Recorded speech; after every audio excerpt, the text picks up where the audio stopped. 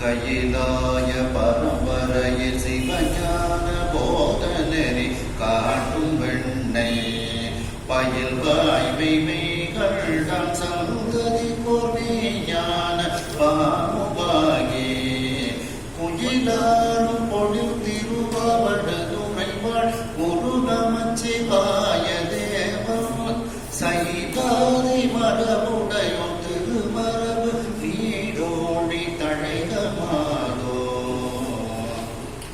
திருவாவூதுறை ஆதீன ஸ்ரீல ஸ்ரீ குருமாசன்னிதானம் அவர்கள் பொன்னார் திருப்படிகளை வணங்கியும், தருமபுர ஆதீனம் ஸ்ரீல ஸ்ரீ குருமாசன்னிதானம் அவர்கள் பொன்னார் திருப்படிகளை வணங்கியும், தருமபுர ஆதீன ஸ்ரீ மீனாட்சி சுந்தர தந்திரான் சுவாமிகள் பொன்னார் திருப்படிகளை வணங்கியும், இந்த திருவிளையாடல் புராண சிந்தனையை சபனை நடத்தி கொண்டிருக்கக்கூடிய கனடாவில் இருக்கக்கூடிய திரு மோகன் பிரேம்குமார் ஐயா அவர்களுக்கு வணக்கத்தையும், உங்கள் அனைவருக்கும் மாலை நேர வணக்கத்தை தெரிவித்துக் கொள்கிறேன். நாம் திருவிளையாடல் புராணத்தில் 4வது திருவிளையாடல் வரைக்கும் சிந்தித்தோம். 5வது திருவிளையாடல் திருமணப்படலம். தடாதகை பிராட்டியார் எப்படியெல்லாம் அரசாட்சி செய்து வந்தார்கள் என்பதை பற்றி சிந்தித்தோம். இப்பொழுது அம்மையினுடைய திருமணப்படலத்தை பற்றி சிந்திக்க இருக்கின்றோம். 599வது பாட்டு. தரைபுகழ் தென்னன் செல்வ தடாதகை பிராட்டிதானே, தரைபுகழ் தென்னன் செல்வ தடாதகை பிராட்டிதானே, செய்தியே ஞானம் காத்த செயல் சிறிது முறைத்தேன் தெய்வ, ஞானம் காத்த செயல் சிறிது முறைத்தேன் தெய்வ, விரைசை பூங்கோதை மாதை விடையவன் மணந்து பாராங்க, விரைசை பூங்கோதை மாதை விடையவன் மறந்து பாராண்டு, அரசு செய்திருந்த தோற்றம் அறிந்தவாறு எம்பலோற்றே, அரசு செய்திருந்த தோற்றம் அறிந்தவாறு எம்பலோற்றே. தரைப்புகழ் தென்னன்.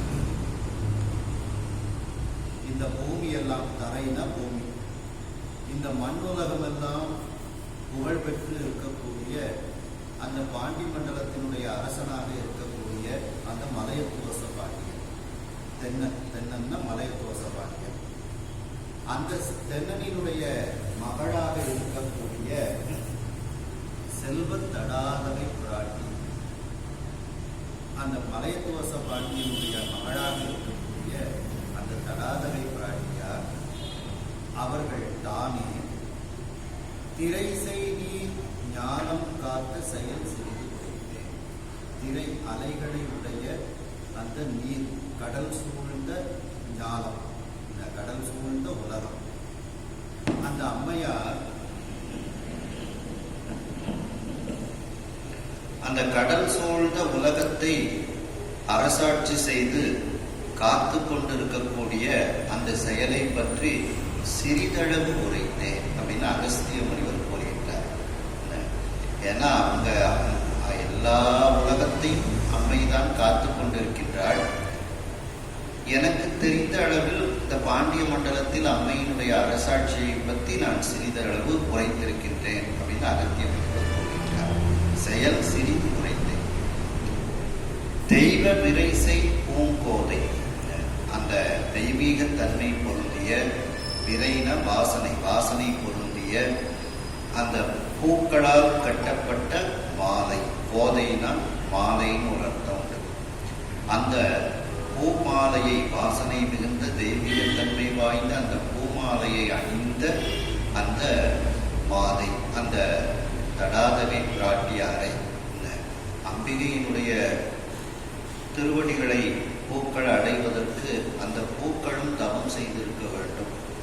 ஆகையினால்தான் அம்பிகையினுடைய திருவடியை அடைந்த பூக்கள் தெய்வீகத்தன்மை வாய்ந்த பூக்களாக கருதப்படுகிறது. அப்படிப்பட்ட அந்த தெய்வ வாசனை மிகுந்த அந்த பூ மாலையை அணிந்த மாதை, அந்த தடாதகை பிராட்டியாரை விடயவன் மணந்து இடப வாகனத்தை உறுதியாக ஊர்ந்து வரக்கூடிய அந்த சொக்கநாத பெருமான் திருமணம் செய்து ஆண்டு இந்த உலகத்தை அரசாட்சி செய்து அரசு செய்து இருந்த தோற்றம், அரசனாக இருந்து அந்த பாண்டி மண்டலத்தில் இருந்த அந்த திருவிளையாடலை, தோற்றம்னா திருவிளையாடல், அறிந்தவாறு எம்பல்கிறே, நான் எனக்கு அறிந்தபடி உங்களுக்கு நான் அதை கூறுகின்றேன் என்று அகத்திய முனிவர் மற்ற முனிவர்களிடத்தில் கூறுகின்றார். அதாவது முருகப்பெருமானிலிருந்து இதை அகத்திய முனிவர் தெரிந்து கொள்கின்றார், இந்த திருவிளையாடல் புராணத்தை. அவ்வாறு நான் முருகப்பெருமானிடத்திலிருந்து எப்படி தெரிந்து கொண்டேனோ அதை அப்படியே உங்களுக்கு எடுத்துச் சொல்கின்றேன் என்று அகத்திய முனிவர் மற்ற முனிவர்களுக்கு கூறுகின்றார்.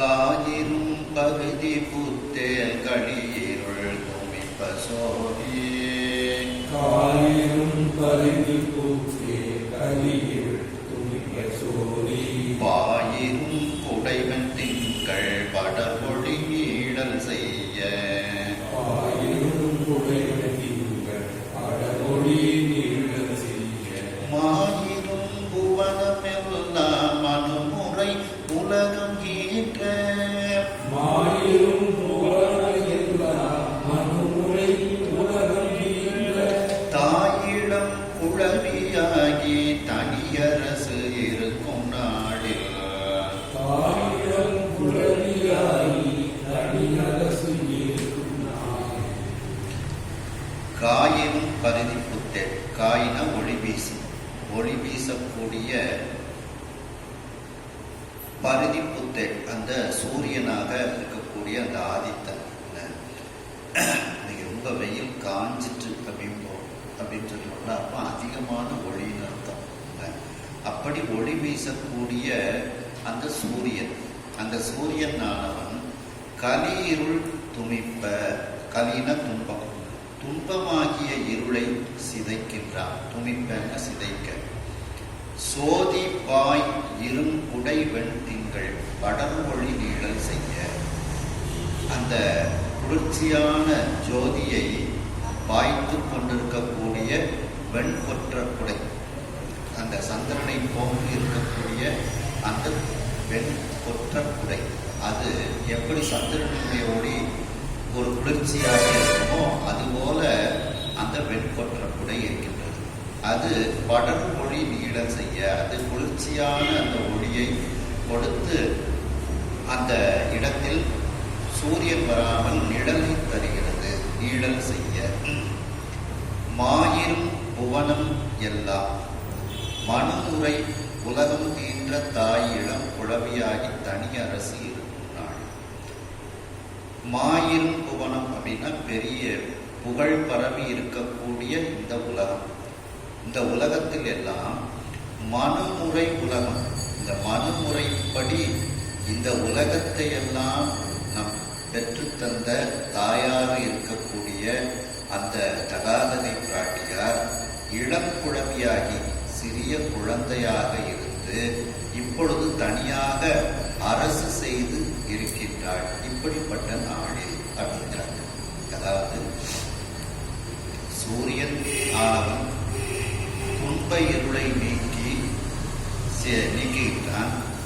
சந்திரனானவன் குளிர்ச்சியான நிழலை குடை போல் தந்து கொண்டிருக்கின்றான். அப்படிப்பட்ட விதமாக அரசாட்சி செய்து கொண்டிருக்கக்கூடியவள் இந்த மீனாட்சி அம்மை. அவளுடைய புகழ் எல்லா இடத்திலும் பரவி இருக்கின்றது. மேலும் அவள்தான் மனுமுறையாக இருக்கின்றாள். மனுமுறை என்றால் அதற்கு உருவமாக மீனாட்சி அம்மை தான் இருக்கின்றாள். அப்படி அந்த மனுமுறையையும் இந்த உலகத்தையும் பெற்றுத்தந்த அந்த அம்மையானவள் தற்பொழுது இளம் குழவியாக இருந்து, சிறு குழந்தையாக இருந்து, இப்பொழுது வளர்ந்த ஒரு பிராயத்தில் அந்த மதுரையம்பதியை தனியாக அரசு செய்து கொண்டு இருக்கின்றாள். இப்படிப்பட்ட ஒரு நாடு இது மாயிருன்னா புகழ் பரவிய மாயிரு ஞானமெல்லாம் மலரடி வணங்கும் போலும் பாயிரும் கங்கையாடை படர்சடை வைப்பர் போலும் அப்படிங்கிறது அதே இந்த இடத்துல வருது. மருங்குல் தேய்ந்து ஒழிப்ப செம்பொன் வனமுடையிரு மாப்பு எய்த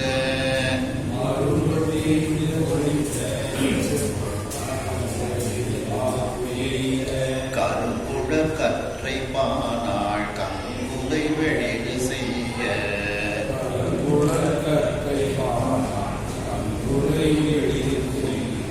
இறங்கும் நல் யாழ்மெத்தி சொல்கின்றகையம் பிராட்டிக்க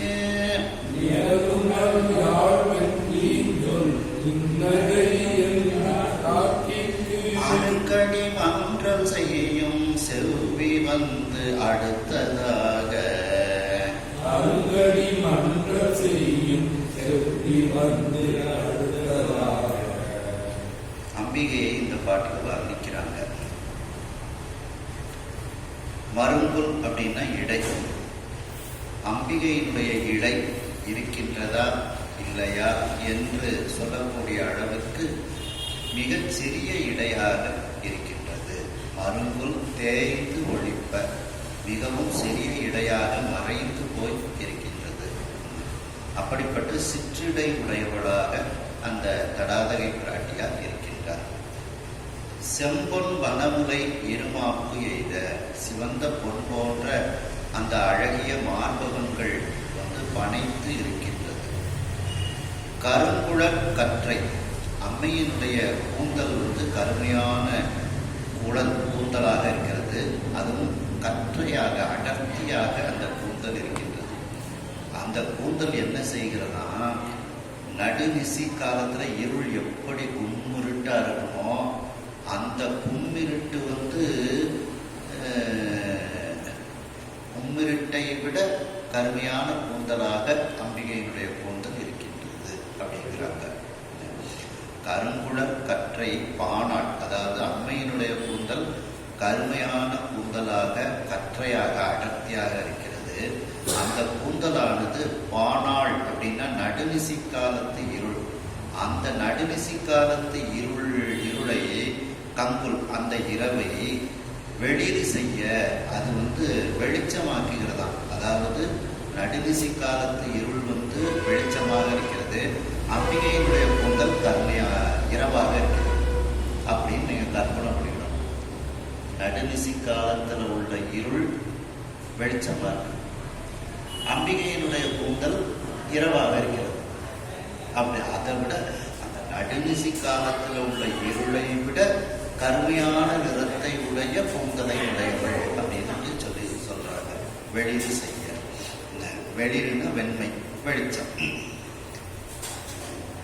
இறங்கும் நல் யாழ்மென் தீச்சொல், அதாவது அழகு பொருந்திய அந்த நல்ல யாழினுடைய யாழ் போன்று மென்மையான இனிமையான சொற்களை உடையவளாக இருக்கின்றாள்.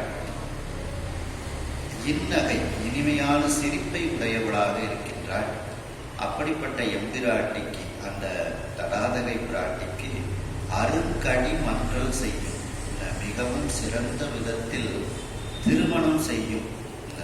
மன்றல்னா திருமணம், அந்த கடிமன்றல், அந்த திருமணம் செய்யக்கூடிய பருவமானது இப்பொழுது வந்து இருக்கின்றது.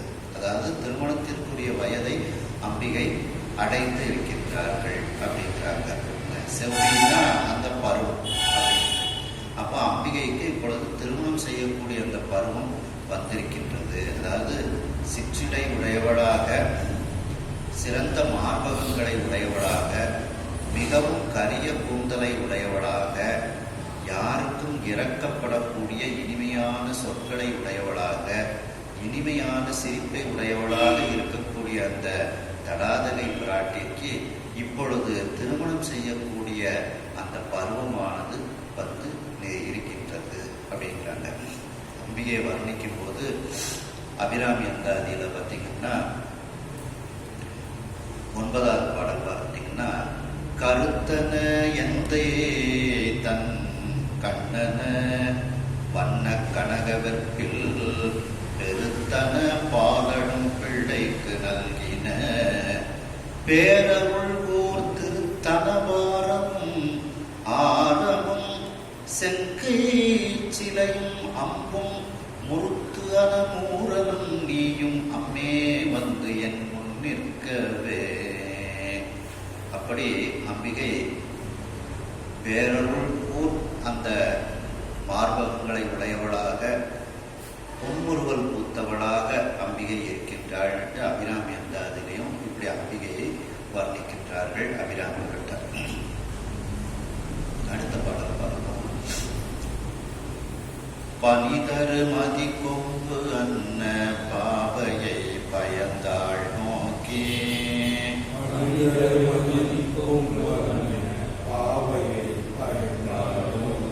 புனிதர நிறைய பூத்த கொம்பனாய்க்கு இன்னும் கண்ணி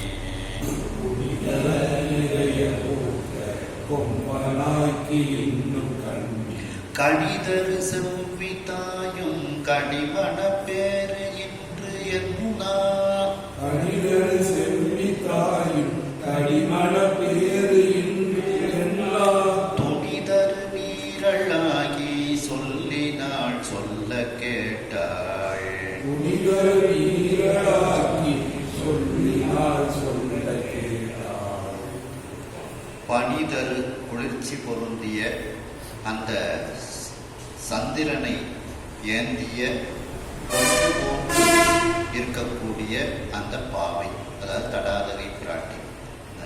அந்த தடாதகை பிராட்டியை பயந்தாள் பெற்றவள்.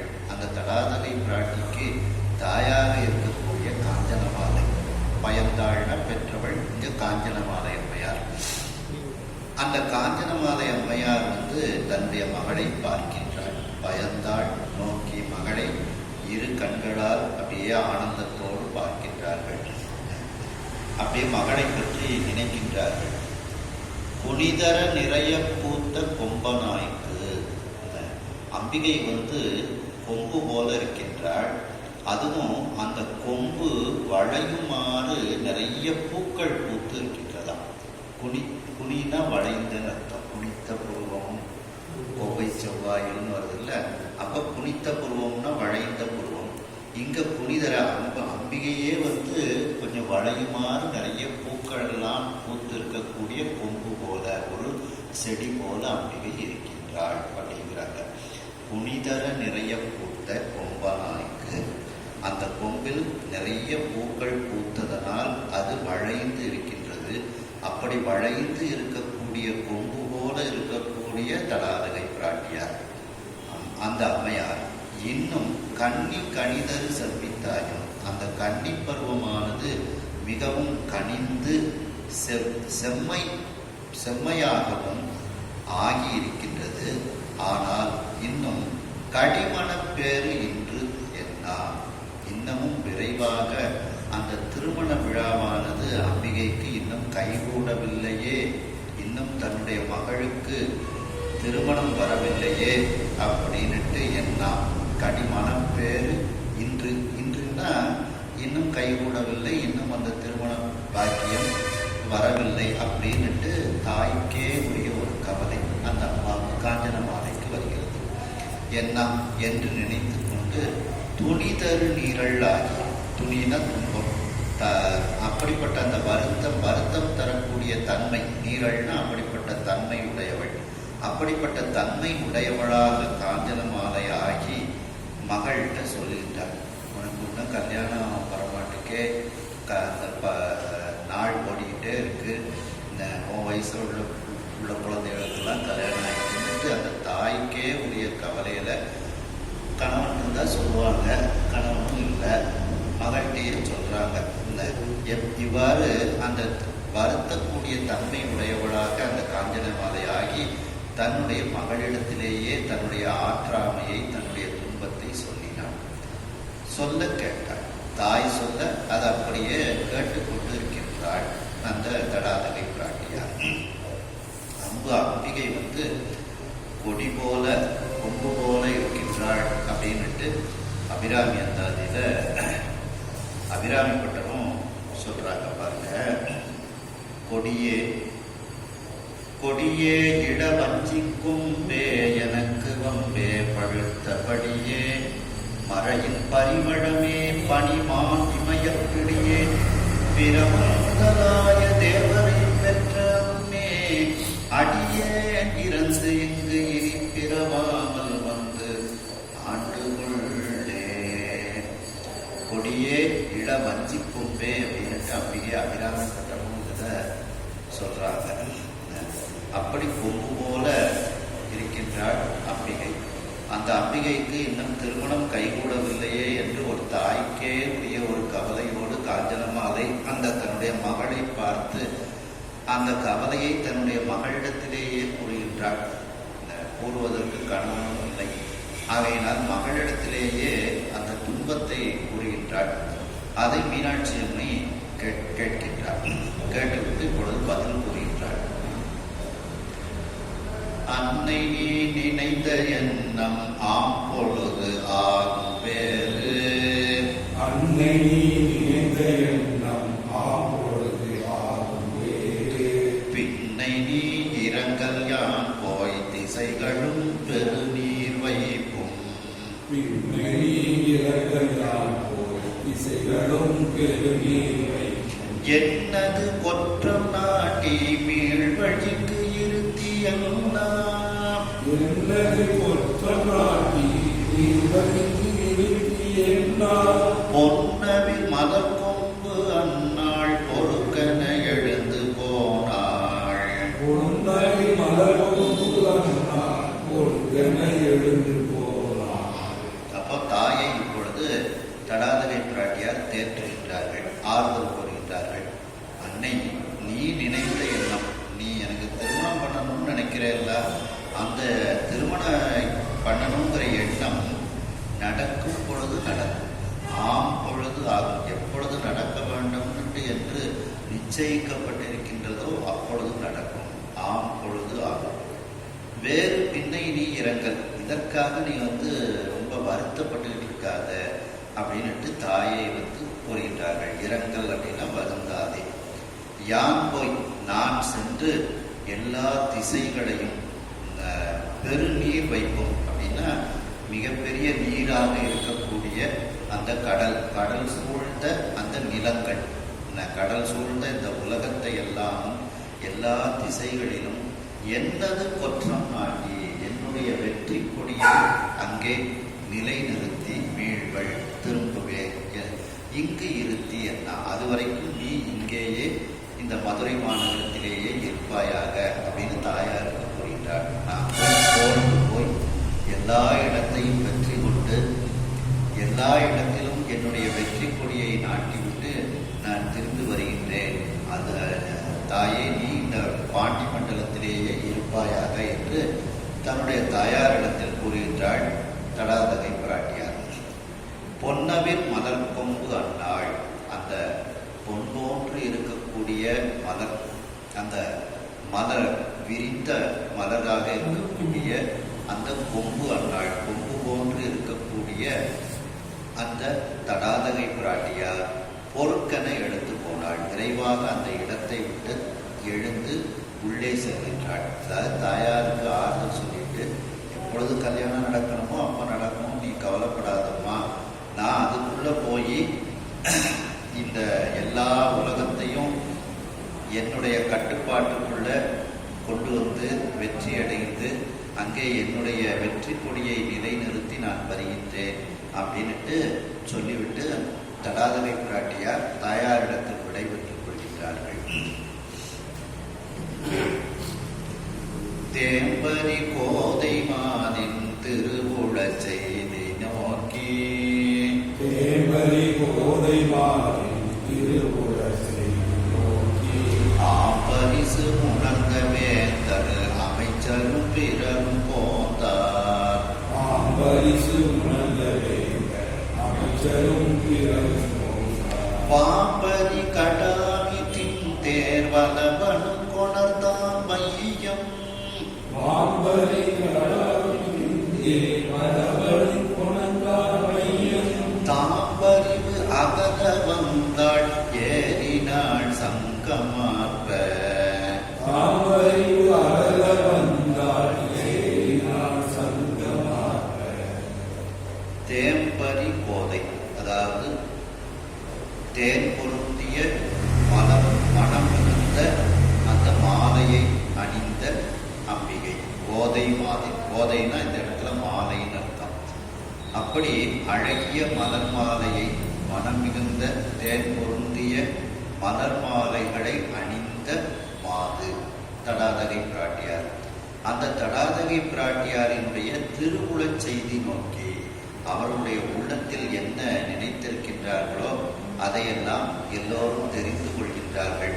அங்கு இருக்கக்கூடிய மற்ற அரசர்கள், அமைச்சர்கள், படை வீரர்கள் எல்லோரும் தெரிந்து கொள்கின்றார்கள். திருவுளச் செய்தி நோக்கி அம்பிகையினுடைய உள்ளத்தில் எல்லா இடத்திலும் வெற்றி கொடி நாட்ட வேண்டும் என்று அம்பிகை கூறியிருக்கின்றார்கள் என்பது தெரிந்து கொள்கின்றார்கள். திருவுளச் செய்தி நோக்கி தெரிந்து கொண்டு ஆம்பரிசு உணர்ந்த வேந்தர் அமைச்சரும் பிறரும் போந்தார். அதாவது பிற்காலத்தில் உண்டாகப் போகும் தன்மை, வருங்காலத்தை உணர்ந்த அந்த மற்ற வேந்தர்கள், அந்த அரசர்கள், அமைச்சர்கள், மற்றவர்கள், மற்ற எல்லோரும் அந்த போருக்கு இப்பொழுது புறப்பட ஆரம்பித்தார்கள். பிறரும் போந்தார். போருக்காக எல்லோரும் அரசர்கள், அமைச்சர்கள், மற்ற போர்ப்படை வீரர்கள் எல்லாம் புறப்படுகின்றார்கள். அம்பிகை எப்படி வருகின்றாள் அப்படின்னா, அம்பிகைக்கு தேர் வந்து கொண்டு வருகின்றார்கள். அந்த தேர் எப்படி இருக்கின்றது என்றால், வாம் பரி கடாவி. வாம்னா தாவி செல்லும், பரினா குதிரை. அந்த வேகமாக செல்லக்கூடிய குதிரையை பூட்டி, கடாவினா பூட்டி, தின் தேர் வலவனும், வலிமையான தேரை செலுத்தக்கூடிய வலவன்னா தேர்ப்பாகன். அந்த தேர்ப்பாகனும் அம்பிகைக்காக நிறுவப்பட்ட அந்த தேரை கொண்டு வருகின்றார். உணர்ந்தான் பையம், பையம்னா தேர். அந்த தேரை தேர்ப்பாகன் கொண்டு வருகின்றார். அந்த தேரில் மீனாட்சி அம்மை ஏறுகின்றாள். அப்பொழுது சங்கங்கள் எல்லாம் ஊதப்படுகிறது. சங்குகள் எல்லாம், போர் சங்குகள் எல்லாம் ஊதப்படுகிறது. சங்கம் மாற்ப மீனாட்சி அம்மை எப்படிப்பட்டவள்? தாம் பரிவு அகல வந்தாள். இந்த உலகத்திற்குரிய துயரத்தை எல்லாம் நீக்குவதற்காகவே வந்தவள் அந்த அம்பிகை. தாம் பரிவு அகல, உலகத்திற்கு வந்த துயரங்களை எல்லாம் அகல நீக்குவதற்காக வந்த அந்த தடாதகை பிராட்டியார் உலகத்தினுடைய துயரத்தை நீக்குவதற்காக, போர் புரிவதற்காக, சங்குகள் இசைக்க அந்த தேரில் அம்பிகையானவள் ஏறுகின்றாள். அதாவது வாசனை மிகுந்த பூக்களை அணிந்த அந்த தடாதகை பிராட்டியாரினுடைய உள்ளத்தில் போர் புரிய வேண்டும் என்கின்ற அந்த எண்ணத்தை தெரிந்து கொண்டு மற்ற வேந்தர்கள், அமைச்சர்கள், இன்னும் அனைவரும் அந்த போருக்கு தயாராகின்றார்கள். மீனாட்சி அம்மை அவளுக்கு முன்பு கொண்டு வந்து நிறுத்தி வைக்கப்பட்ட தேர், அந்த தேரில் வேகமாக செல்லக்கூடிய குதிரைகள் பூட்டப்பட்டிருக்கின்றது. அந்த தேரில் இந்த உலகத்தினுடைய துயரத்தை எல்லாம் நீக்குவதற்காக சங்குகள் இசைக்க மீனாட்சி அம்மை அந்த தேரில் ஏறுகின்றார். ஆர்த்தன தடாரி பேரி ஆர்த்தன முருடு மொந்தை. ஆர்த்தன தடாரி பேரி ஆர்த்தன முருடு மொந்தை.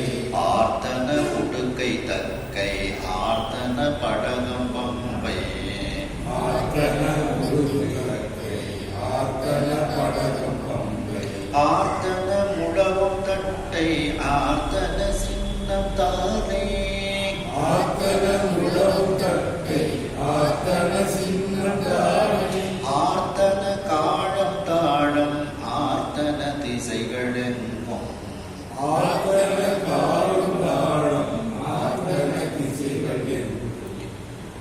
அந்த இப்பொழுது போருக்கு புறப்படுகின்றார்கள். அங்கு என்ன என்ன வாத்தியங்கள் எல்லாம் இருக்கின்றதோ அந்த வாத்தியங்கள் எல்லாம் இசைக்கப்படுகிறது. தடாரி, பேரி, முருடு, மொந்தை, உடுக்கை, தக்கை, படகம், பம்பை, முழவம், தட்டை, சின்னம். சின்னம்னா எக்காலம், பெரிய ஏதாவது சூடுவாங்க, அந்த எக்காலம். தாரை, காலம், தாளம், இவைகளெல்லாம் ஆர்த்தன, அங்கு இசைக்கப்பட்டன. இந்த சப்தமானது எல்லா திசைகளிலும் திசைகளெங்கும் அந்த சப்தமானது கேட்கப்பட்டது. எல்லா இடங்களிலும் அந்த வாத்தியங்களினுடைய சப்தமே நிறைந்து இருந்தது. ஆர்த்தன திசைகள் எங்கும் அப்படின்ட்டு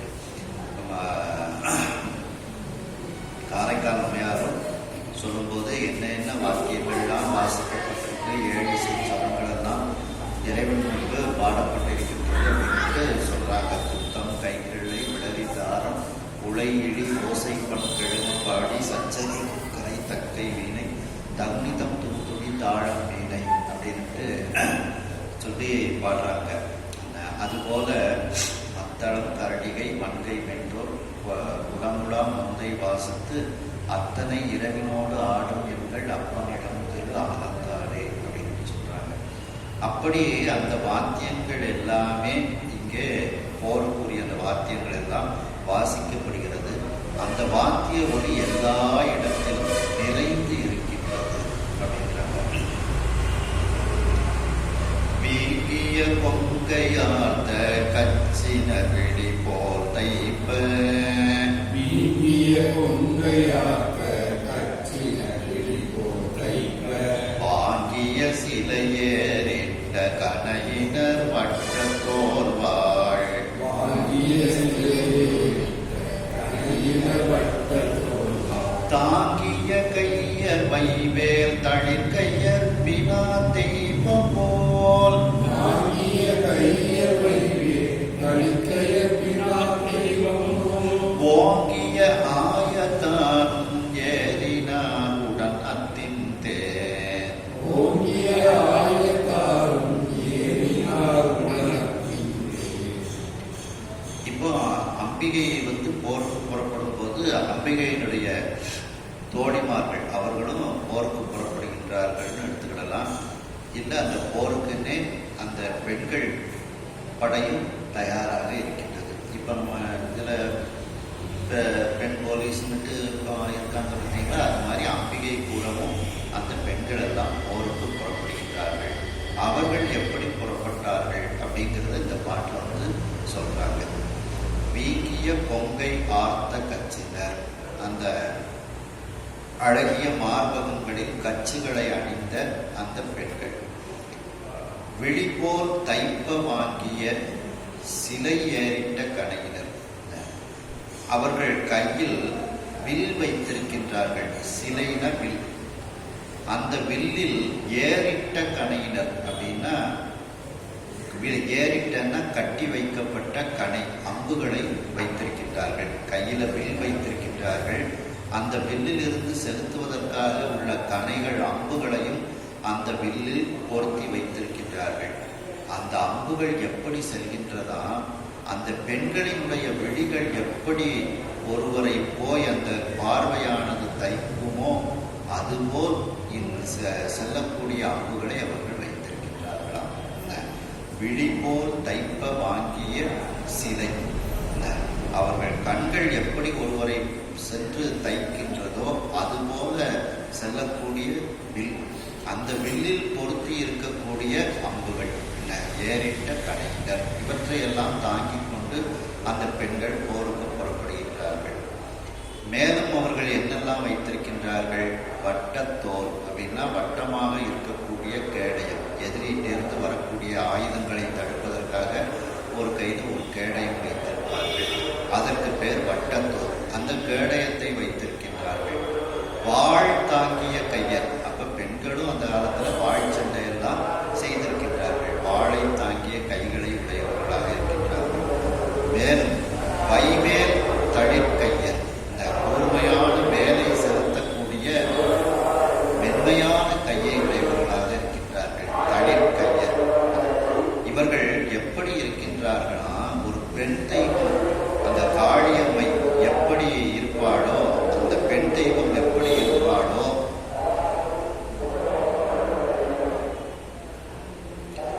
அந்த பெண் தெய்வம் எப்படி இருப்பாளோ அதுபோல இந்த பெண்கள் எல்லாம் இருக்கின்றார்களாம். பினா தெய்வம் போல், பினான பெண், அந்த பெண் தெய்வம் போல இவர்கள் கையில் வில், அம்பு, கேடயம், வாழ், வேல் இவற்றையெல்லாம் தாங்கிக் கொண்டு ஒரு பெண் தெய்வம் போல போருக்கு இவர்கள் நிற்கின்றார்கள்.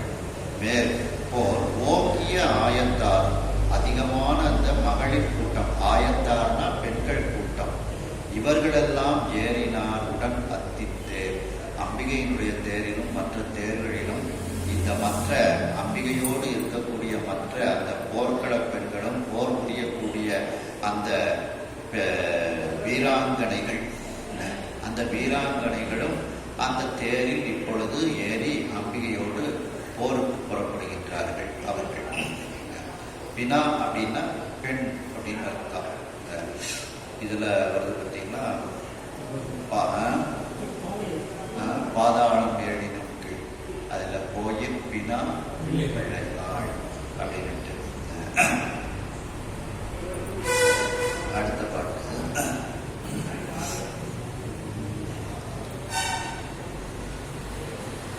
கிடைப்பன உருளான் பாறை கேட்டு பாதலத்தின் எல்லை, கிடைப்பன உருளான் பாறை கேட்டு பாதலத்தின் எல்லை, அடைப்பன பரந்த தட்டால் அடையவான் திசைகள் எட்டும், அடைப்பன பரந்த தட்டால் அடையவான் திசைகள் எட்டும், உடைப்பன அண்டமொட்டி ஒற்றி வாங்கங்கை நீரை, உடைப்பன அண்டமுட்டி ஒற்றி வாங்கங்கை நீரை, துடைப்பன கொடியால் சாரி சுற்றுவ கொண்டின் தேர்கள், உடைப்பன கொடியால் சாரி சுற்றுவ கொண்டின் தேர்கள். இப்பொழுது இந்த பாட்டில் அங்கு இருக்கக்கூடிய தேர்கள் எப்படிப்பட்ட வலிமை உடையது அப்படிங்கிறத இந்த பாட்டில் தேரை பற்றி வர்ணனை செய்கின்றார்கள். மீனாட்சி அம்மையினுடைய அந்த 4 விதமான படைகளில் தேர்ப்படை எப்படி இருக்கின்றது அப்படிங்கிறத இந்த பாட்டில் சொல்றாங்க. கிடைப்பன உருளால், அதாவது உருள் அப்படின்னாலே சக்கரம்னு அர்த்தம். கிடைப்பன அப்படின்னா பூட்டிய, அந்த சக்கரம் பொருத்திய அந்த தேர். உருள் அப்படின்னா சக்கரம், அப்படி உருண்டு கொண்டே இருப்பதனால் அதற்கு பேர் சக்கரம். அப்படி சக்கரங்கள் பொருத்திய அந்த தேர், அந்த தேரானது அந்த சக்கரத்தால் பாறை கீண்டு, பார்னா உலகம், உலகத்தையே தோண்டி கொண்டு செல்கிறது. அவ்வளவு வலிமையான சக்கரங்களாக இருக்கிறது. மேலும் அந்த தேரினுடைய சக்கரம் என்ன செய்கின்றது? பாதாளத்தின் எல்லை அடைப்ப, அந்த பாதாளத்தினுடைய வாசலையே அடைக்கிறது. அப்ப தேர் போகும்போது பாதாளம் வரைக்கும் அதனுடைய சக்கரம் போகும். அவ்வளவு வலிமையான தேராக இருக்கிறது. இந்த பாதாளத்தின் எல்லை அடைப்பன, அந்த தேரினுடைய சக்கரமானது பாதாளத்தினுடைய வாயிலையே அப்படியே அடைத்து விடுகின்றது. மேலும் பரந்த தட்டால் அடைய வான் திசைகள் 8 உடைப்பன. அது மேற்பகுதி பரந்த தட்டு, அதுக்கு பேர் தட்டு.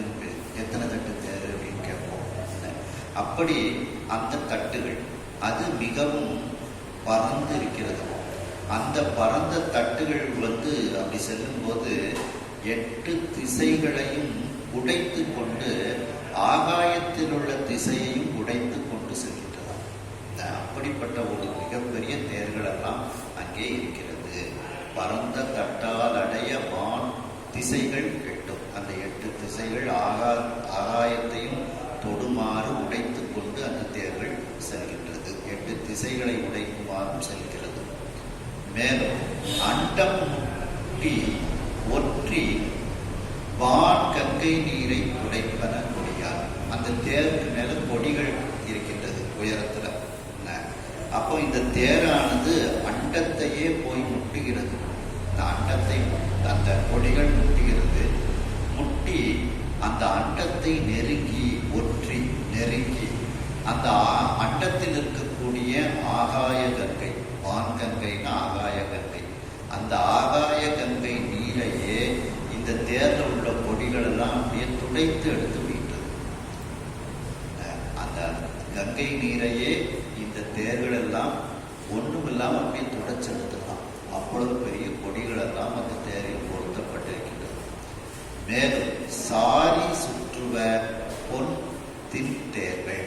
மேலும் அவைகள் எப்படி சுத்தினாலும் சுத்துமா. இடப்பக்கம் வலப்பக்கம்னா அந்த தேர் சாரதி எப்படி சுழற்றுகிறானோ அதற்கு தகுந்தாப்புல அது திரும்புவோம். இடதுசாரி வலதுசாரின்னு சொல்றோம்ல, அது போல இடப்பக்கம் வலப்பக்கம்னு அர்த்தம். சாரின்னா இடப்பக்கம் வலப்பக்கம் அர்த்தம். அப்படி அந்த இடப்பக்கம் வலப்பக்கமும் அந்த தேர்கள் செலுத்தக்கூடிய சாரதியை பொறுத்து அப்படியே சுற்றுகின்றதாம். பொன் தின் தேர்கள், பொன் பொருந்திய வலிமையான அந்த தேர்கள் எல்லாம் இப்படிப்பட்ட ஒரு ஆற்றல் மிகுந்த தேர்களாக அந்த தேர்கள் அங்கே இருக்கிறது. அடுத்த பாடல். செருவில் மாதட்டம் தாங்கி செல்லும் வெப்போற்றம் என்ன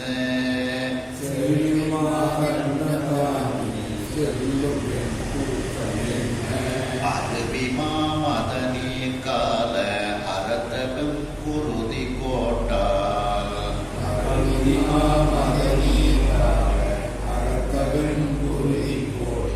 கருவிவான் வயிறு கேட்டு கவிழும் நீர் வாய் அங்காந்து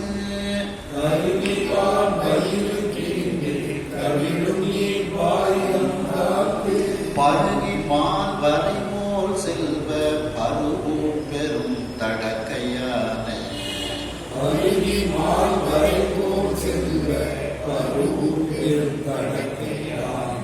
இதுல அந்த யானை படைகள் எப்படி இருக்கின்றது அப்படின்னு இந்த பாட்டில் அந்த யானைகளை பற்றி வர்ணனை செய்கின்றார்கள். அதாவது செருவில் அப்படின்னா போர்க்களத்தில், செருன போர்க்களம். அந்த போர்க்களத்தில் அந்த முதன்மையான அந்த போர்ப்படை தளபதி கையில ஒரு மிகப்பெரிய தண்டத்தை வைத்துக் கொண்டு அவன் செல்வான். அவன் யமதர்மனை போல இருப்பான். அதான் செருவில் மா தண்டம் தாங்கி அந்த மிகப்பெரிய தண்டத்தை வைத்திருக்கக்கூடியவன் படைத்தலைவன். அது அவனுக்குரிய அடையாள சின்னம். அதான் மாதண்ட நாயகன் கூட அப்போ படைத்தளபதிகளுக்கு பட்டம் கொடுப்பாங்க. அதுதான் எழுதி சொல்றாங்க. இது பற்றி படைத்தலைவருக்கு மாதண்ட நாயகர் என்று கல்வெட்டுகளில் பெயர் படும். அந்த போர்ல வெற்றி பெற்றவுடன் அவர்களுக்கு ஒரு கல்வெட்டுகள்லாம் இது பண்ணி அவங்களுக்கு அந்த ஊரெல்லாம் அவங்களுக்கு எழுதி கொடுப்பாங்க. நிறைய இந்த சமுத்திரம்னுட்டு எங்கெல்லாம் ஊர் இருக்கோ அதெல்லாம் தானமாக வழங்கப்பட்டதுன்னு அர்த்தம். கோபால சமுத்திரம் இதெல்லாம் தானமாக வழங்கப்பட்டோம். இந்த மாதிரி ஏதாவது ஒரு போர்ல பங்கெடுத்திருப்பாங்க, அவங்களுக்கு தானமாக கொடுத்துருப்பாங்க. இல்லை வேற ஏதாவது ஒரு கும்பாபிஷேகங்கள் பண்ணியிருப்பாங்க. அந்த மாதிரி கொடுக்கப்பட்டதாக இருக்கும். அப்படி அந்த போர்க்களத்தில் மிகப்பெரிய படை தளபதிகள் மிகப்பெரிய தண்டத்தை தாங்கிக் கொண்டு செல்லக்கூடியவர்களாக இருப்பார்கள். அவர்கள் கொடுமையான யமதர்மனை போல இருப்பார்கள். அதை போல அந்த போருக்கு செல்லக்கூடிய யானைகள் எல்லாம் அங்கே இருக்கின்றது. அதாவது போருக்கு செல்லக்கூடிய யானைகள் தண்டத்தை தாங்கி இருக்கக்கூடிய படைத்தளபதி போல இருக்கின்றது. மேலும் யமதர்மனை போல அந்த யானைகள் இருக்கின்றது. அதை போல அருவிமா மதநீர் கால, அருவி போல அதனுடைய கண்களிலிருந்து அந்த மதம் பொருந்திய நீரானது ஒழுகிக் கொண்டிருக்கிறது. காலன பொழிய ஒழுகிக் கொண்டிருக்கின்றது. இந்த யானையினுடைய கண்களிலிருந்து மதநீர் ஒழுகிக் கொண்டிருக்கிறது. அரத்த வெண் குருதி கோட்டால் கருவி மான் பயிரி கேட்டு. அரத்தன்னா சிவப்புன்னு அர்த்தம். அந்த யானையினுடைய தந்தம், அந்த தந்தத்தில் எதிரிகளை கொன்றதனால் அங்கு சிவப்பான இரத்தம் தோய்ந்த அந்த தந்தமாக இருக்கிறது. வெண்குருதி, அந்த இரத்தம் தோய்ந்த சிவப்பு நிறத்தை உடைய அந்த தந்தம், கோட்டால், கோட்டுன்னா தந்தம், அந்த தந்தத்தினால் அந்த கருவிமான் வயிறு கேட்டு. கருவிமான்னா கூட்டமாக இருக்கக்கூடிய அந்த மேகம், அந்த மேகத்தை அப்படியே குத்துகிறதாம். அதனுடைய வயிறை குத்தி அந்த மேகத்திலிருந்து, கருமையான மேகத்திலிருந்து மழை பொழிய வைக்கின்றதான் இந்த யானையினுடைய தந்தங்கள். அந்த ஆகாயத்தில் இருக்கக்கூடிய கார் மேகங்கள் கூட்டத்தை, கூட்டமாக இருக்கக்கூடிய அதனுடைய வயிறை குத்தி அதிலிருந்து மழை நீர் வருகின்றதாம். கவிழும் நீர்னா மழை நீர் வருகின்றது. அதை இந்த யானை அப்படியே வாயை திறந்து குடிக்கலாம். வாய் அங்காந்து வாயை திறந்து வைத்துக் கொண்டு பருகி அந்த மழை நீரை பருகுகின்றதாம். அப்படி அதுபோல மால்வரை போல், மிகப்பெரிய மலையை போல செல்வ பருவு பெருந்தடக்கை யானை, மிகவும் அந்த செல்வச் செழிப்போடு பருத்து இருக்கக்கூடிய, அப்ப நிறைய சாப்பாடு அந்த யானைக்கு கொடுத்துருக்காங்க. அப்படி பருத்த மிகப்பெரிய கைகளை உடைய யானைகள் அந்த போர்க்களத்தில் இருக்கின்றது. போர்க்களத்தில் இருக்கக்கூடிய யானைகள், போர்க்களத்தில் செல்லக்கூடிய படைத்தளபதி, தண்டத்தை தாங்கிய படைத்தளபதியை போல யானைகள் இருக்கிறது. மேலும் யமதர்மனை போல அந்த யானைகள் இருக்கின்றது. அந்த யானைகளினுடைய கண்களிலிருந்து மதநீர் பொழிந்து கொண்டிருக்கின்றது. அந்த யானையினுடைய எதிரிகளை கொன்றதனால் சிவந்து இருக்கக்கூடிய இரத்தக்கரை படிந்த தந்தத்தினால் அந்த யானைகளானது ஆகாயத்தில் உள்ள கருமையான மேகங்களை குத்தி கிழித்து அதிலிருந்து வடியக்கூடிய மழை நீரை வாய் திறந்து இந்த யானைகள் பருகிக் கொண்டிருக்கிறது. அந்த நீரை குடித்துக் கொண்டிருக்கின்றது. மேலும் மிகப்பெரிய மலை போல அந்த செல்வச் செழிப்போடு இருக்கக்கூடிய மிகவும் பருத்து இருக்கக்கூடிய அந்த மிகப்பெரிய கைகளை உடைய யானைகள் அந்த போர்க்களத்தில் அம்பிகையோடு போருக்கு புறப்படுகின்றது. அடுத்த பாடல். ஒலிய ஆர்திரையின ஒழுகின யோகமாக்கள், ஒலிய ஆர்திரையின ஒழுகின யோகமாக்கள், வலிய காலடக்கி செல்லும் மனம் என கதியில் செல்வ, வலிய காலடக்கி செல்லும் மனம் என கதியில் செல்வ, கலிய நீர் ஞானம் காப்பான் கடைமுக முடிவில் தோற்றும், கலிய நீர் ஞானம் காப்பான் கடைமுக முடிவில் தோற்றம், பொலியும் பாப்புரவி ஒன்றே போவன புரவி வெள்ளம், பொலியும் பாப்புரவி ஒன்றே போவன புரவி வெள்ளம். இந்த பாட்டுல குதிரைப்படையை பற்றி, அந்த குதிரைகள் எப்படி இருக்கின்றது அப்படின்னு வர்ணிக்கிறாங்க. ஒலிய ஆர் திரையின் அன்ன ஒழுங்கின. திரையினா அலை. அந்த அலைகள் ஒலித்துக் கொண்டே சப்தித்துக் கொண்டே இருக்கிறது. அவைகள் எப்படி கரையில அப்படி ஒழுங்கா அப்படி மோதிக்கொண்டே இருக்கின்றதோ அப்படிப்பட்ட ஒரு ஒழுங்கு உடையதாக அந்த குதிரைகள் வரிசையாக நிறுத்தப்பட்டிருக்கிறது. அதாவது குதிரைகள் வரிசையாக நிறுத்தப்பட்டிருப்பது கடல் தண்ணீர் அப்படி கரையில மோதும் போது எப்படி அலைகளும் நொங்கு நுழையுமா இருக்குமோ அதுபோல அந்த குதிரைகள் வெள்ள வெள்ளையர் நிற்கிறது. அப்படி ஒழுங்கின அப்படின்னா வரிசையாக நிறுத்தப்பட்டிருக்கிறது. மேலும் அந்த குதிரைகள் எப்படி செல்லும், எப்படிப்பட்ட வேகத்தோடு செல்லும் என்றால் மனோவேகத்தையும் கடந்து செல்லக்கூடிய ஒரு தன்மையை உடைய குதிரைகளாக அது இருக்கின்றது. யோகமாக்கள் வலிய காலடக்கி, யோகத்தை வலிமையான காற்றினை அடக்கி, காற்றுனா அந்த இடத்துல காற்று, அந்த காற்றை அடக்கி செல்லும் மனம் என அந்த மனோவேகத்தை மனோவேகத்தை விட அவர்கள் வேகமாக செல்லக்கூடியவர்கள். மனம் என கதியில் செல்வ, அப்படிப்பட்ட ஒரு கதியில், அப்படிப்பட்ட ஒரு வேகத்தில் இந்த குதிரைகள் எல்லாம் செல்லக்கூடியது. அதாவது அந்த யோகத்தில் சிறந்த அந்த யோகிகள் எப்படி காற்றை அடக்கி மனோவேகத்தை மனதை செலுத்தி கொண்டிருக்கிறார்களோ அந்த வேகத்தை விட அதிகமான ஒரு கதியில் இந்த குதிரைகள் செல்லக்கூடியதாக இருக்கிறது. அதாவது மனோவேகத்தை விட அதிகமாக செல்லக்கூடியதாக இருக்கிறது. மேலும் கலிய நீர் ஞாலம் காப்பான். கலிய நீர் அப்படின்னா ஒலித்து கொண்டிருக்கக்கூடிய நீர், அந்த கடல் சூழ்ந்த உலகம். ஞானம்னா உலகம். அந்த கடல் சூழ்ந்த உலகத்தை காக்கக்கூடியவனாக இருக்கக்கூடியவன் திருமால். கலிய நீர் ஞானம் காப்பான். காக்கும் தொழிலை செய்யக்கூடிய அந்த திருமால். அந்த திருமால் 10 அவதாரம் எடுக்கின்றான். அதில் 10வது அவதாரமாக கல்கி அவதாரம் அப்படின்ட்டு அவன் எடுக்கின்றான். அது கடைசி யுகம் முடிவுல. அந்த 4 யுகங்கள்ல கடைசி யுகத்துல அவனுக்கு அந்த கல்கி அவதாரம் எடுக்கின்றான். அந்த கல்கி அவதாரத்துல அவன் அந்த திருமாலானவர் ஒரு குதிரை மேல ஏறி வர்றார். அந்த குதிரையை போல இந்த குதிரைகள்லாம் இருக்கு. திருமால் ஏறி வரக்கூடிய குதிரையை போல மீனாட்சி அம்மையினுடைய படையில் இருக்கக்கூடிய குதிரைகள்லாம் இருக்கின்றன. கலிய நீர் ஞானம் காப்பான்.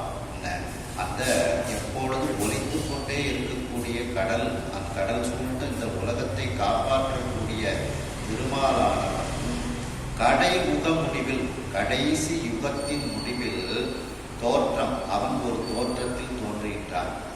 அப்படி தோற்றம் பொலியும் பாம்பிறவி. அவன் தோன்றும் பொழுது அவன் ஏறி வரக்கூடிய அந்த தாவி செல்லும் குதிரை பாம்புறவி.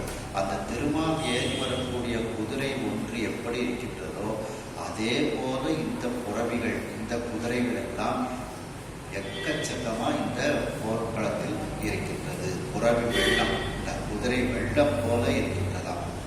திருமால் ஏறி வரக்கூடிய கடைசி 10வது அந்த கல்கி அவதாரத்தில் ஏறி வரக்கூடிய குதிரை போல இந்த போர்க்களத்தில் இருக்கக்கூடிய குதிரைகள் அனைத்தும் வலிமை மிகுந்த குதிரைகளாக இருக்கின்றது அப்படின்ட்டு.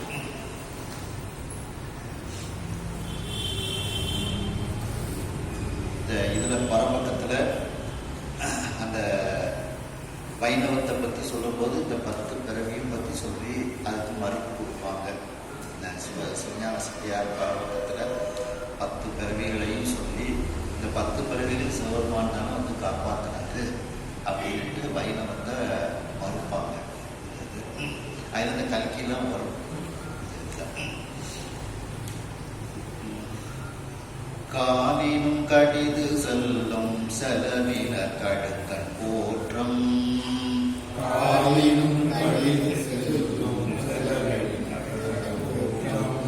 மேலினும் மிகை உண்டாயின் வெகுண்டு வெண்கண்டு மீளும். மேலினும் மிகை உண்டாயின் வெகுண்டு வெண்கண்டு மீளும். பாலினர் பகுவாயினாக பல்லினும் பில்கும் ஆல. பாலினர் பகுவாயினாக பல்லினும் பில்கும் ஆல. வேலினர் வீயா வென்றி வீக்கிய கடற்கால் வீர. வேலினர் வீயா வென்றி வீக்கிய கடற்கால் வீர. இதுல காலாட்படை வீரர்கள் எப்படி இருக்கின்றார்கள் அப்படிங்கிற இதில் வர்ணிக்கின்றார்கள். காலினும் கடிது செல்லும் செலவினர். காற்றை விட, கால்னா காற்று, காற்றை விட கடிது வேகமாக செல்லக்கூடிய ஆற்றல் உடையவர்கள் செல்லும் செலவினர். காற்றை விட வேகமாக செல்லக்கூடிய படைகள் அந்த காலாட்படைகள் இங்கே இருக்கின்றன. கடுக்கண் கூற்றம் மேலினும் மிகை உண்டாயின் வெகுண்டு வெந்து கண்டு மீளும் பாலினர். அதாவது யமதர்மன்ட்டே ஒரு குற்றம் வந்தாலும் அந்த யமதர்மனையே எதிர்த்துருவாங்க அந்த படைக்கூட்டங்கள். யமதர்மனை எதிர்ப்பது மட்டுமல்லாமல் அந்த யமதர்மனை புறமுதுகு கண்டு ஓடும்படி செய்யக்கூடிய ஆற்றல் உடையவர்களாம் இந்த போர்படை வீரர்கள் அப்படிங்கிறாங்க.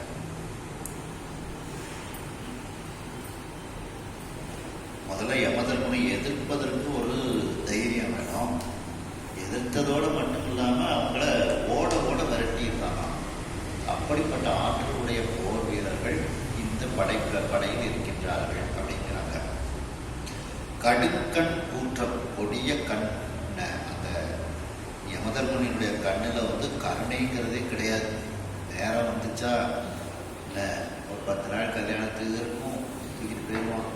ஒரு 10 நாள் கல்யாணத்துக்கு இருக்கட்டுமே, இந்த மகன் கல்யாணத்தை பார்க்கட்டும், மக கல்யாணத்தை பார்க்கட்டும், கருணைங்கிறதே காட்ட மாட்டான். அப்படிப்பட்ட ஒரு கடுங்கண் கூற்றம், இந்த கடுமையான கண்கள் அந்த யமதர்மன்.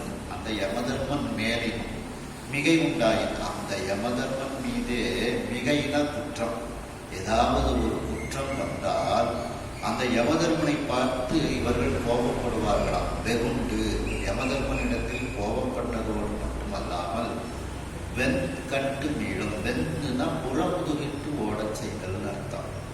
அந்த யமதர்மனையே தோல்வியடைய கண்டு அவனை ஓட ஓட விரட்டக்கூடிய ஆற்றல் உடையவர்களாக இந்த போர்படை வீரர்கள் இருக்கின்றார்கள். வெண்கண்டு மீளும் பாலினர். சரி, மீளும்னா திரும்ப வருதல்னு அர்த்தம். சரி, தப்பிச்சு போறான், ஓடதான், நம்மளை பார்த்து புறமுதி விட்டு ஓடுறான், சரி தப்பிச்சு போறான்னு விட்டுட்டு திரும்ப வர்றாங்க. அப்படிப்பட்ட தன்மை உடைய வீர பொருந்தியவர்களாக மீனாட்சி அம்மையினுடைய படையில் இருக்கக்கூடிய காலாட்படை வீரர்கள் இருக்கின்றார்கள். யமதர்மனையே புறமுதுகிட்டு ஓடச் செய்யும் ஆற்றல் மிகுந்தவர்களாக இருக்கின்றார்கள். மேலும் அவர்கள் கையில் ஒரு வேல் வைத்திருக்கின்றார்கள். அந்த வேலில் விஷம் பொருந்திய வேலாக இருக்கிறது அப்படின்னு எடுத்துக்கலாம். விஷத்தை விட கொடிய வேலாக அது இருக்கின்றதுன்னு எடுத்துக்கலாம். பகுவாய் நாகப்பல்லினம், அதாவது பிளந்த வாயை உடைய அந்த நாகப்பாம்பினுடைய பல்லிலிருந்து பில்கும் சொரியக்கூடிய ஆல வேலினர், அந்த விஷத்தை போன்ற வேலை உடையவர்களாக அவர்கள் இருக்கின்றார்கள். அந்த வேற்படையை கையில் வைத்திருக்கின்றார்கள். விஷம் போல் இருக்கக்கூடிய வேல், விஷம் தோய்ந்த வேர், இவைகளை எல்லாம் கையில் வைத்துக் கொண்டு எதிரிகளை தோல்விகள் காண்பதற்காக வைத்திருக்கின்றார்கள். வீயா வெற்றி வீக்கிய கடற்கால் வீரர், அதாவது அவர்கள் வெற்றியிலிருந்து மாறாத குணத்தை உடையவர்கள். வீயான்னா மாறாத, வெற்றி வெற்றிதான் அவர்கள் எப்பொழுதும் பெறக்கூடியவர்களாக இருக்கின்றார்கள். வெற்றிக்கு உரியவர்களாகவே அவர்கள் இருக்கின்றார்கள். மேலும் அவர்களுடைய காலில் அந்த வெற்றிக்கு அடையாளமாக இருக்கக்கூடிய அந்த வீர தண்டைகள், அதையெல்லாம் கட்டிய வீரர்களாக இருக்கின்றார்கள். வீக்கியன்னா கட்டிய, காலில் வீர தண்டைகளை அணிந்த வீரர்களாக அவர்கள் இருக்கின்றார்கள். அதாவது மீனாட்சி அம்மையினுடைய அந்த காலாட்படை வீரர்கள் காற்றை விட வேகமாக செல்லும் ஆற்றல் உடையவர்களாக இருக்கின்றார்கள்.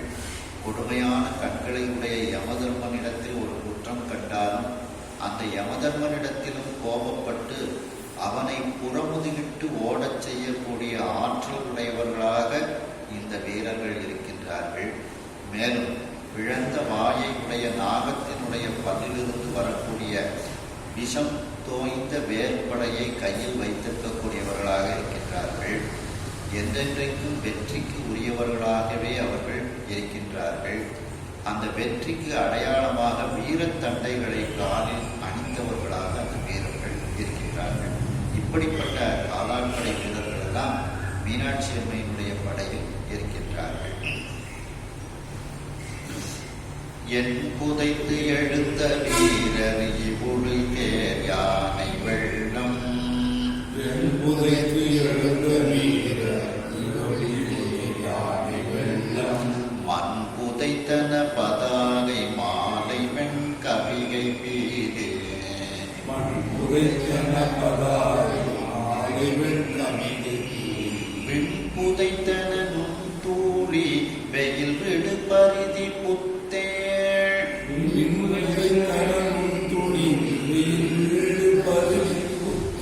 கண் புதைத்தன பேரோதை கடல் ஒலி புதைத்தது அன்றே.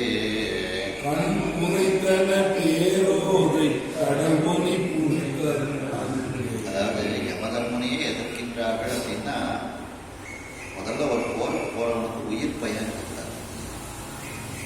அந்த உயிர் பயன் இருந்தால் அவனுக்கு போருக்கு தகுதியானவனாக இருக்கவும் முடியாது. அதனால்தான் அந்த யமதர்மனையே அவர்கள் எதிர்க்கக்கூடிய ஒரு தைரியம் வாய்ந்தவர்களாக அவர்கள் இருக்கின்றார்கள். இறப்பினை கண்டு பயப்படாதவர்களாக அவர்கள் இருக்கின்றார்கள். அப்படி இறப்பினை கண்டு பயப்படாதவர்களாக இன்றைக்கு எல்லையில நிறைய போர்ப்படை வீரர்கள்லாம் இருப்பதனால தான் நாம இங்கே எல்லாரும் நிம்மதியாக இருக்கிறோம். எண் புதைத்து எழுந்த வீரர், அதாவது எண் புதைத்துன்னா அளவில்லாத எண்ணிக்கையற்ற, அப்படி எண்ணிக்கை இல்லாமல் இருக்கக்கூடிய எழுந்த வீரர்கள், வீரத்திற்கு இலக்கணமாக எழுந்து இருக்கக்கூடிய அந்த வீரர்கள் காலாட்படைகள். இவுளின குதிரை படைகள், தேர்ப்படைகள், யானை படைகள், இவைகளெல்லாம் வெள்ளம் போல இருக்கின்றது. இந்த 4 விதமான படைகளால் மண் புதைத்தன, மண்ணே அப்படியே மறைக்கப்படுகிறது, பூமியே மறைக்கப்படுகிறது. அப்போ பூமி எங்கும் இந்த 4 விதமான படைகள் நிறைந்து இருக்கின்றது. புதைத்தன மறைத்தன. மேலும் இந்த 4 விதமான படைகளும் பூமியை மறைத்து நிற்கின்றது. பதாகை மாலை வெண்கவிகை, பதாகை அப்படின்னா கொடி. அந்த மாலை வெண்கவிகை, மாலைகள் போர்க்கப்பட்ட வெண்மையான குடைகள், கவிகை அந்த வெண்மையான குடைகள். பீலி, மயில் பீலி, அந்த இவைகளெல்லாம் விண் புதைத்தன. இவைகளெல்லாம் கொடிகள் மேலே, அந்த தேருக்கு மேலே கட்டப்பட்டிருக்கின்றது. வெண்மையான குடைகள் கட்டப்பட்டிருக்கின்றது. அந்த அதில் மாலைகள் தொங்கவிடப்பட்டிருக்கிறது. மயில் பீலிகள் எல்லாம் அங்கே ஒரு குடை போல அமைக்கப்பட்டிருக்கிறது. இவைகளெல்லாம் ஆகாயத்தையே மறைத்து விடுகிறது. விண் புதைத்தன, ஆகாயத்தையே மறைக்குமாறு கொடிகள், குடைகள், அந்த மயிர்பீலிகளால் செய்யப்பட்ட குடைகள், இவைகளெல்லாம் ஆகாயத்தையே மறைத்து விடுகிறது. இதுல பீலிங்கிறதுக்கு இந்த விசிறி அப்படிங்கிற மாதிரியும் எடுத்து சொல்றது வழக்கத்தில் இருக்கு. நுண்தூளி வெயில் விடு பருகி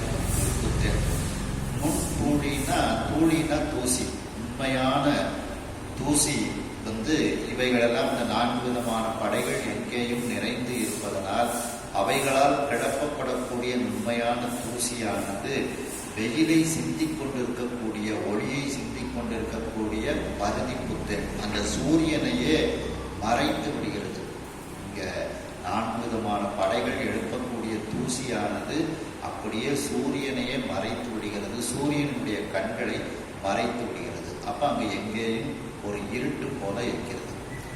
பேர் ஓதை, இந்த 4 விதமான படைகள் எழுப்பக்கூடிய மிகப்பெரிய ஓசை, ஓதைனா ஓசைன்னு அர்த்தம். அந்த மிகப்பெரிய ஒலி கடல் ஒலி புதைத்தது அன்றே. அதுக்குள்ள கடல் ஒலி வெளியே தெரியாம அமைக்கி போயிருக்கு. கடல் ஒலி மறைந்து போயிடுச்சு. கடல் சப்தமானது, கடல் அலைகளினுடைய சப்தமானது இந்த 4 விதமான படைகளின் சப்தத்துக்குள்ள அது இருந்த இடமே தெரியாமல் அது போய்விடுகிறது. அதாவது இந்த 4 விதமான படைகளின் காரணமாக பூமியே தெரியாமல் அவைகள் நிறைந்திருக்கின்றது.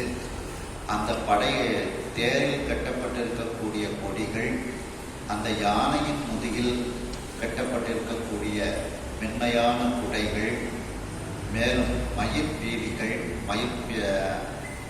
மயிர்பீலிகளால் செய்யப்பட்ட குடைகள், விசிறிகள், இவைகளெல்லாம் ஆகாயத்தையே மறைத்து விடுகிறது. அந்த இவைகள் எழுப்பிய அந்த புழுதியானது சூரியனுடைய கண்களையே மறைத்து விடுகிறது.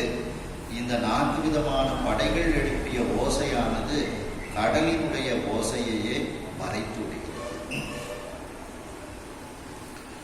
தேர் ஒலி கதின பாய்மான் செலவு ஒலி கொலை வெண்கோட்டு தேரோலி கவின பாய்மான் செலவோலி கொலைவெண் கோட்டு கார் ஒலி வீரரார் கனை ஒலி புனைதார்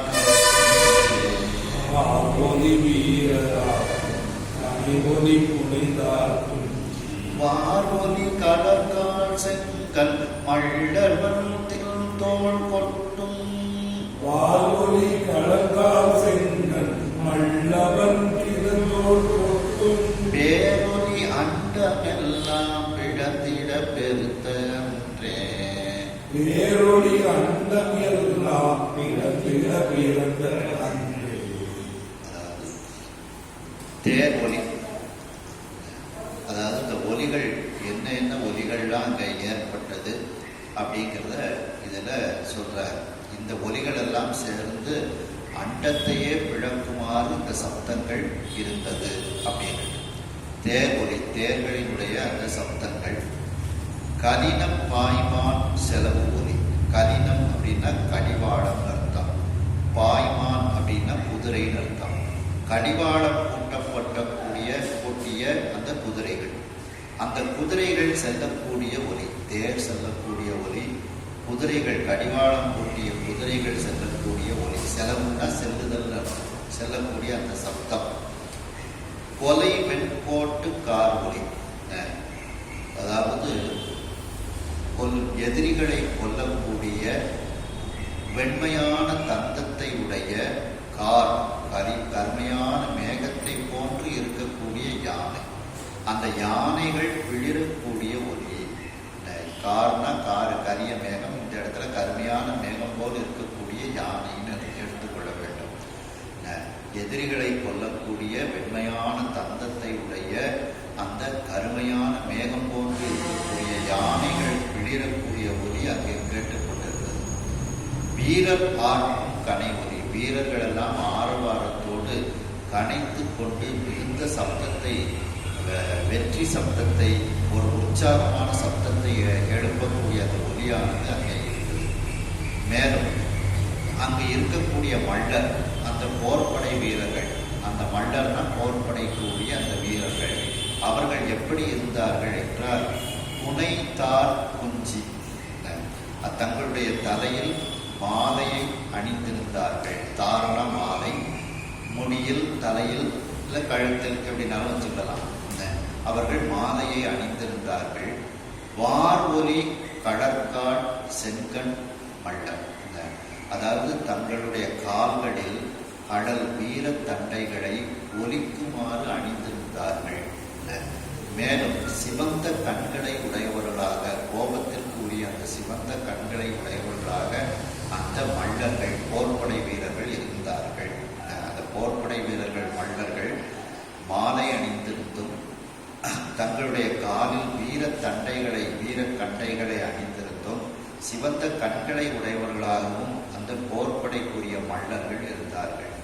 மேலும் அவர்கள் வன் தின்தோள் கொட்டும் பெருளி, அந்த மல்லர்கள் தங்களுடைய வலிமையான திண்மையான தோளை ஆரவாரத்தோடு என்னோடு போர் செய்ய வாருங்கள் என்று ஆரவாரத்தோடு அவர்கள் தோளை கொட்டி கொண்டிருக்கக்கூடிய அந்த மிகப்பெரிய பேரொலியும் அந்த போர்க்களத்தில் இருந்தது.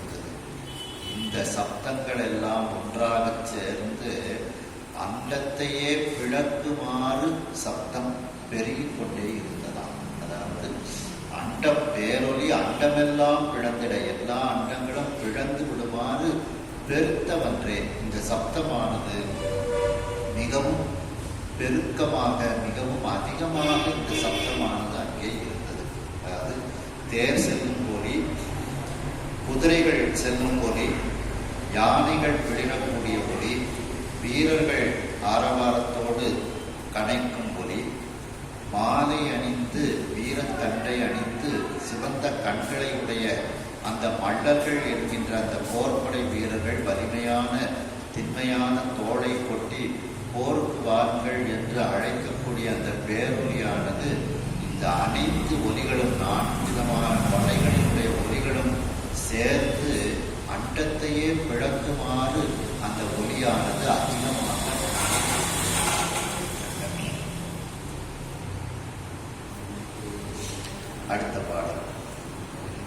பறந்து எழு கூலி போர்வ பகலவன் மறைந்து முன்னேன் ஒளி போர்வ பகலவன் மறைந்து முன்னே கறந்தவன் போன்றானாக கங்குல் வந்து இருந்தது எரிப்ப வந்து இருந்தது சுரந்து இருள் நிறைய முத்தில் சோதிவன் உடையும் வேந்தது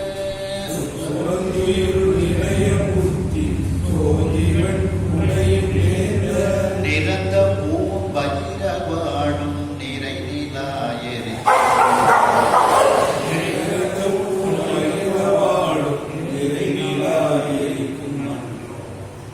அதாவது பறந்து எழு கூலி போர்ப்ப பகலவன் மறைந்து இந்த 4 விதமான படைகளால் எங்கும் பறந்து எழுந்து இருக்கக்கூடிய அந்த புழுதி கூலினால் புழுதி அந்த புழுதி எங்கும் போர்வையாக போர்த்தி கொண்டதனால் அதில் சூரியன் மறைந்து விடுகின்றான். பகலவன் மறைந்து முன்னீர் கறந்தவன் போன்றானாக முன்னீர் கறந்தவன்னா முன்னீர்னா கடல் அந்த கடலில் மாலை நேரத்தில் எப்படி அவன் மறைகின்றானோ கரத்தல்னா மறைதல் மாலை நேரத்தில் அந்த கடலில் அந்த சூரியன் எப்படி மறைந்து போகின்றானோ அதுபோல இந்த புழுதி ஏற்பட்டதனால் சூரியனும் மறைந்து போகின்றான்.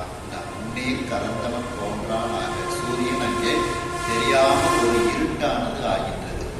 அப்படி சூரியன் தெரியாததனால் அங்கே கங்குல் வந்து இருந்தது கங்குல்னா இரவு இரவு வந்து அங்கு தங்கிவிட்டது இருந்தது இரவு வந்து தங்கியது போல அங்கே ஒரு இருட்டு ஏற்படுகிறது.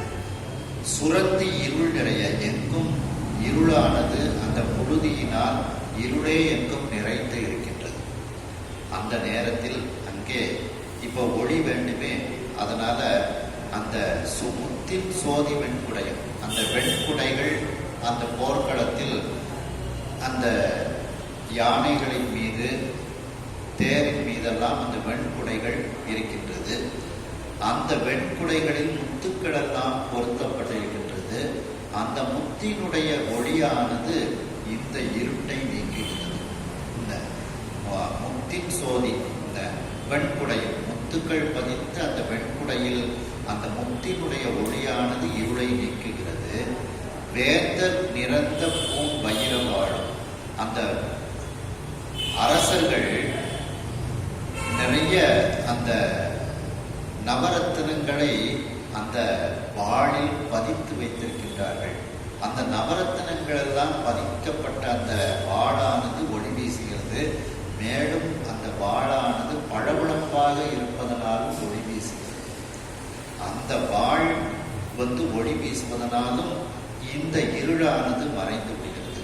நிறைநிலா எரிக்கும் மற்றோ இவைகளெல்லாம் அந்த நிலவு எப்படி ஒவ்வொரு குளிர்ச்சியான ஒரு ஒளியை தருமோ அதுபோல இந்த முத்து குடைகளும் அந்த வாள்களும் அங்கே ஒளியை கொடுத்து கொண்டு இருக்கின்றது.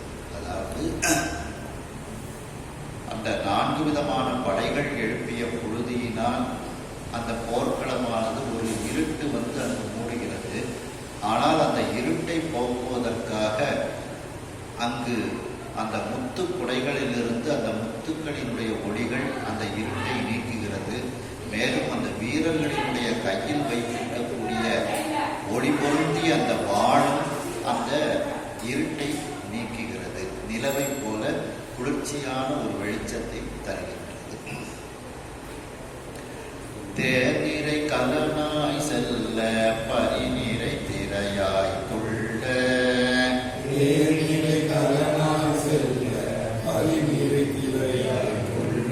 பார்முரசு ஒலியாய் கல்ல பாட்களம் மீனாய் கொட்ப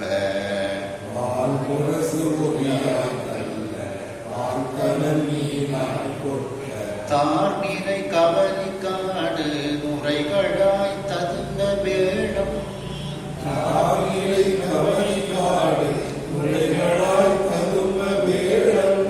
நிறையாக தானே கடல் வழி கொண்டதன்றே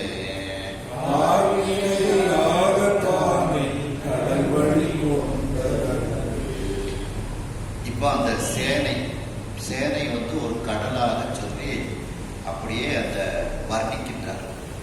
எப்படி வர்ணிக்கின்றார்கள்னா, அந்த படைகள் எல்லாம் ஒரு கடல் போல இருக்கின்றதுன்னு வச்சுக்கிறாங்க. அந்த கடல்ல தேர்கள் தான் கப்பல். அடுத்து அந்த குதிரைகள் இருக்கு பார்த்தீங்களா, வெள்ளை வெள்ளையர்னு குதிரைகள், அது அலைகள்.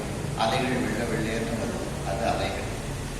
ரெண்டாவது அந்த கடல்ல சப்தம் வந்துகிட்டே இருக்கு பார்த்தீங்களா, அந்த சப்தம் தான் அந்த முரசு ஒலி. கடல் ஒலி வந்து முரசு அடிப்பது.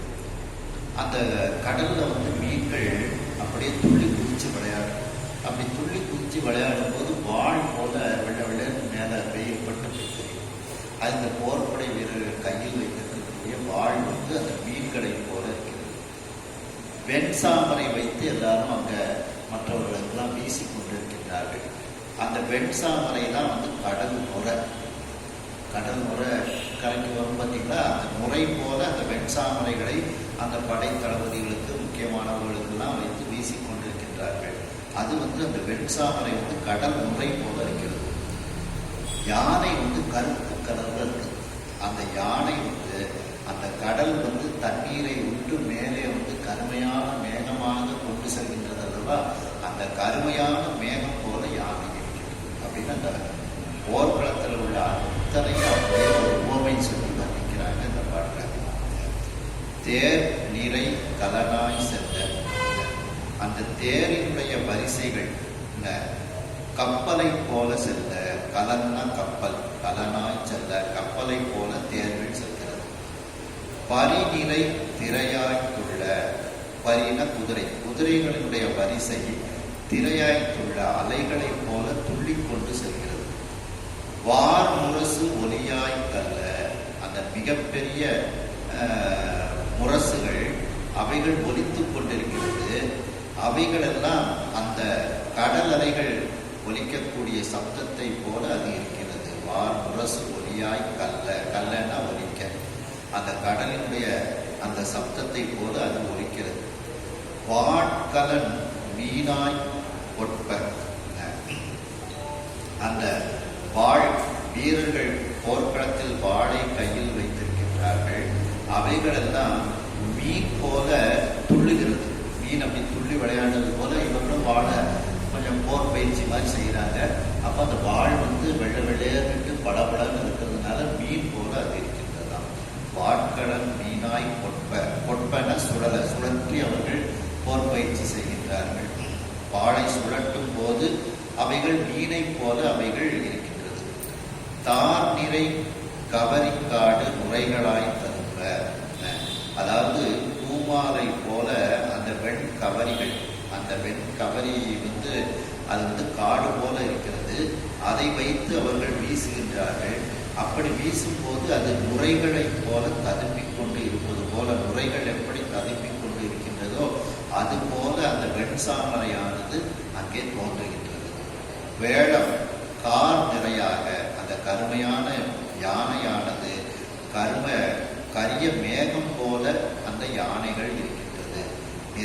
வேடம் நிறை, வேடத்தினுடைய வரிசைகள் கார் நிறையாக, கரிய மேகங்கள் எப்படி ஆகாயத்தில் வரிசையாக இருக்கிறதோ அது போல இருக்கின்றது. இப்படிப்பட்ட ஒரு கடல், தானை கடல் வழி கொண்டது அன்றே, தானைனா படை. இப்படிப்பட்ட அந்த படை கடலானது இவைகளையெல்லாம் வைத்து கொண்டு அந்த படையானது செல்லுகிறது, அந்த கடலானது செல்கின்றது அப்படின்ட்டு முழுவதுமாக இது வந்து ஒரு உருவம் செஞ்சிருக்காங்க. அதாவது ஒரு பாட்டில் அனைத்தையும் எதையும் விடாம உருவகித்தல்ங்கிறது ஒரு பெரிய இது. அது மாணிக்கவாச சுவாமிகளும் முழுசா ஒரு இதில் உருவகம் பண்றாங்க. இந்த மேகத்திலிருந்து அவ்வளவுத்தையும் வரிசையா அந்த இதில் பார்க்கலாம். முதல் 4 இதில் 2வது பதியத்தில் 3வது பதியத்தில் முற்றுருவகம்னு அதுக்கு பேர். முழுவதுமாக உருவகம் செய்வது. கள்ளவிழ் போதை மாதர் எடுத்து எரி கவரி காடு, கள்ளவிழ் போதை மாதர் அந்தணர்வாய் ஆசி ஒரு புறம் துவற்றி ஆர்ப்ப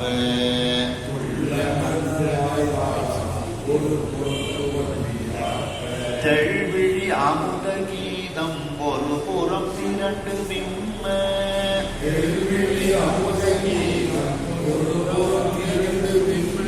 வள்ளைவார் குழையம் அன்னை மணித்தின்றே நடந்தது அன்றே வள்ளவார் குழையம் அன்னை மணித்தின்றே நடந்தது. அதாவது இப்ப மீனாட்சி அம்மனை தேர் அங்கே இருக்கின்றது. அந்த தேருக்கு பக்கத்தில் கள்ளவிழ் கோதைமார், அதாவது தேன் சொரியும், கள்ளுனா தேன், தேன் சொரியும் இல்லை தேன் நிறைந்த கோதைனா மாலை. அந்த மாலைகளை அணிந்த, தலைமாலைகளை அணிந்த அந்த பெண்கள், அந்த வீராங்கனைகள் எடுத்து எறி கவரிக்காடு.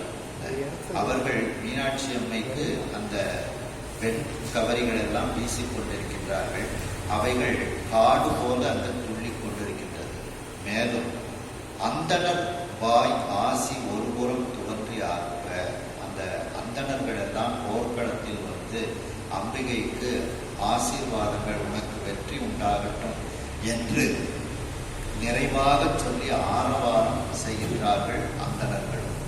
மேலும் தெள்விழி அமுத கீதம் ஒருபுறம் திரண்டு தெளிந்த ஓசையை உடைய, விழினா ஓசை, தெளினா தெளிந்த, அந்த தெளிந்த ஓசையை உடைய அமுதமான கீதமானது இசைப்பாடல்கள் எல்லாம் அம்பிகைக்கு ஒரு பக்கத்தில் திரண்டு பாடப்பட்டு கொண்டிருக்கின்றது. இப்படி அந்த வள்ளைவார் குழையும் அன்னை, அந்த வள்ளைக்கொடி போன்று நீண்ட காதுகளை உடைய அந்த எங்கள் அன்னையாக இருக்கக்கூடிய தடாதகை பிராட்டியார் அந்த மணி தேர் நடந்தது அன்றே. அந்த மணிகள் பொருத்தப்பட்ட வலிமையான தேரில் அந்த அம்பிகை இருக்கின்றாள். அந்த தேரானது இப்படி மெதுவாக ஊர்ந்து செல்கின்றது போர்க்களத்திற்கு. அதாவது பெண்களெல்லாம் கவரி வீச, அந்தணர்கள் ஆசி கூற, இனிமையான பாடல்கள் ஒலிக்க, அந்த தடாதகை பிராட்டியாரானவள் அம்பிகையானவள் கொடி போன்று அந்த தேரில் இருக்கின்றாள். அந்த தேரானது இவ்வாறு மெதுவாக செல்கின்றது என்று இந்த அளவில் இன்றைக்கு இந்த சிந்தனையை நிறைவு செய்து மீண்டும் அடுத்த சிந்தனையில் இதை தொடரும். ஹர நம பார்வதி பதையே. கையிலாய பரம்பரையில் சிவஞான போத நெறி காட்டும் பெண்ணை பயில்வாய்மை மெய்கண்டான் சந்ததி பொறிஞான பானுவாயே. புகிலாறு பொழில் திருவாடு துறைவான் குரு நமச்சிவாய தேவா. சயிலாதி மரபு